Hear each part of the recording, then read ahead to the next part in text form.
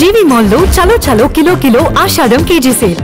మరో 48 గంటల్లో బంగాళాఖాతంలో అల్పపీడనం ఏర్పడనుంది. పశ్చిమ మధ్య బంగాళాఖాతంలో ఈ నెల 13న అల్పపీడనం ఏర్పడుతుందని ఐఎండీ అంచనా వేస్తోంది. దీంతో నేటి నుంచి ఈ నెల 17 వరకు ఏపీలో విస్తారంగా వర్షాలు కురుస్తాయని తెలిపింది.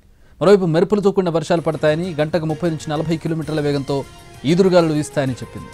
ఇక కోనసీమ, ప్రకాశం, కర్నూలు, నంద్యాల జిల్లాలకు యెల్లో అలర్ట్ జారీ చేసింది. అల్పపీడనం ఎఫెక్ట్తో తెలంగాణకు వాతావరణ శాఖ హై అలర్ట్ ప్రకటించింది. ఈ నెల 14 నుంచి 17 వరకు అతి భారీ వర్షాలు కురిసే ఛాన్స్ ఉందని చెప్పింది. రాష్ట్ర వ్యాప్తంగా వర్షాలు కురుస్తాయని హెచ్చరికలు జారీ చేసింది. హైదరాబాద్లోనూ 1-2 రోజులు భారీ వర్షాలు కురిసే అవకాశం ఉందని తెలిపింది. ఆగస్టు 15న భారీ వర్షాలు కురుస్తాయని అంచనా వేసింది. దీంతో ప్రజలు అప్రమత్తంగా ఉండాలని అధికారులు హెచ్చరించారు.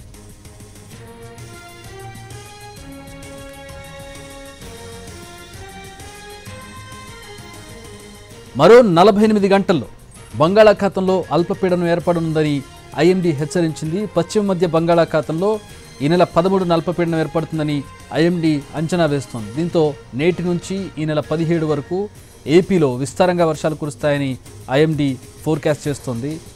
మెరుపులు, ఉరుములతో కూడినటువంటి వర్షాలు పడతాయని, గంటకు 30 నుంచి 40 కిలోమీటర్ల వేగంతో ఈదురుగాలు వీస్తాయని చెప్పింది. కోనసీమ, ప్రకాశం, కర్నూలు, నంద్యాల జిల్లాలకు యెల్లో అలర్ట్ జారీ చేసింది.